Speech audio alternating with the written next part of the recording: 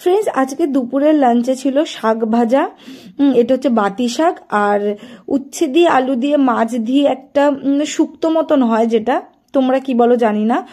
আর ছিল সঙ্গে, দেখো মাছগুলো কিন্তু খুব ছোট ছোট আর খুব ভালো লাগে খেতে। আর সঙ্গে ছিল লেবু। আর একটা স্পেশাল জিনিস ছিল, সেটা আর স্পেশাল হয়ে উঠতে পারেনি। এটা হচ্ছে মুড়ি ঘন্ট ডাল মাছের মাথা দিয়ে। এটা মুড়ি ঘন্ট ডাল হয়নি, এটা হয়ে গেছিল খিচুড়ি। মানে আমি বুঝতেই পারিনি এটা এমন হবে, কারণ আমি আজকে ইউটিউবের ভিডিও শ্যুট করব বলে মানে সকাল সকাল আমি রান্নাবান্নাগুলো কমপ্লিট করে রেখেছিলাম। তো খেতে খেতে আমি তোমাদের কিছু কথা বলি আমার জীবনের। আমি কিন্তু ছোটোর থেকে আমার কোনো আশা ছিল না, কোনো আবদার ছিল না, কোনো জেদ ছিল না। যেটুকু পেয়েছি আমি সেটুকুতেই সব সময় খুশি থাকতে চেষ্টা করিনি, খুশি ছিলাম। আর যেটুকু পেয়েছি হয়তো সেটুকুও আমার দরকার পড়তো না। যাই হোক, এইভাবে আমি আমার ছোটবেলার জীবনটা কাটালাম। বড় হয়ে মা বাবা বিয়ে দিয়ে দিল। বিয়ের পরে সবাই একটু চেঞ্জ হয়, আমিও হয়েছি। কেমন চেঞ্জ হয়েছি, বিয়ের আগে আমি খেতে পছন্দ করতাম না। আর আমার অতটা টাইমও থাকতো না, পড়াশোনায় মোটামুটি ছিলাম ভালোই। আর সেই সেই হিসেবে পড়াশোনা একদম মানে সময় না পেলেও খাওয়াটা তো খেতেই হতো। সেই জন্য মাছ মাংসটা অতটা ভালো লাগতো না। আর ওই যে বললাম সময় ছিল না। আর ডাল আলু ভাজা খেতে না বেশি একটা সময় লাগে না, সেই জন্য বেশিরভাগটা আমি ডাল আলু ভাজা দিয়েই ডাল আলু সেদ্ধ এটা দিয়ে আমি কাটিয়ে নিতাম। আর এইবার দেখো, আমার যেটা পছন্দ না আমার সেইটাই দিয়েই আমার ভাত খেতে হয়। উচ্ছেটা আমার একদমই পছন্দ না, কিন্তু ওই মাছ দিয়েছে বলে আমার একটু ভালো লেগেছে। আর এখন দেখো, বারবার ছেলেটা ফোনের সামনে এসে ঝামেলা করছে। তারপরে আমি ওর উপরে জোরে চেঁচিয়ে উঠলে ও এক জায়গায় বসলো। আমি আমার জীবনের কিছু কথা বলি।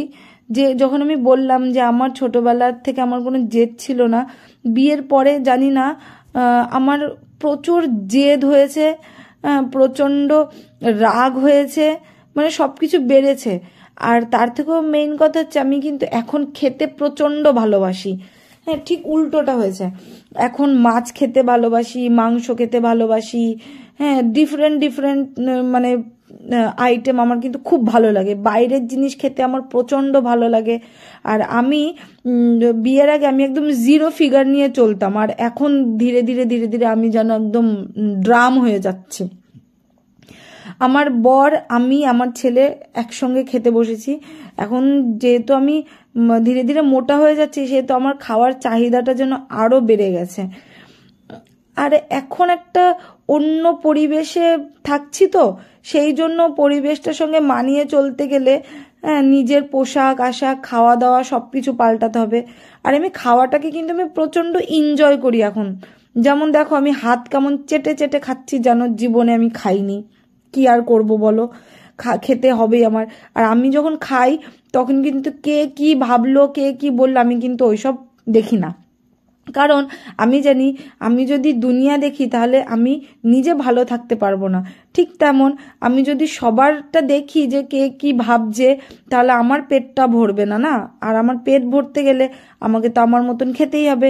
আর মেন কথা জানো তো বন্ধুরা, আমি কিন্তু মুখ ভরে খেতে পছন্দ করি। আমার এই অভ্যেসটা কিন্তু ছোটোর থেকে গেছে। কারণ আমি ছোটোবেলায় যখন স্কুলে যেতাম তখন খুব একটা টাইম পেতাম না।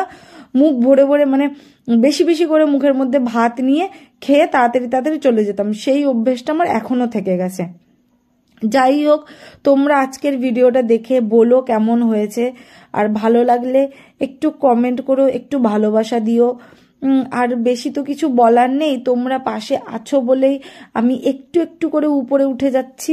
হ্যাঁ, আর একটা কথা, এই ফেসবুকে এসে আমার এত ভালো দাদারা, দিদিরা, বন্ধুরা, বোনেরা পেয়েছি, যেটা হয়তো আমার পরিবারের থেকেও অনেক আপন, অনেক নিজের। যাদের কাছে কিছু কথা শেয়ার করলে তারা কখনো রিটার্ন আমাকে খোঁটা দেবে না।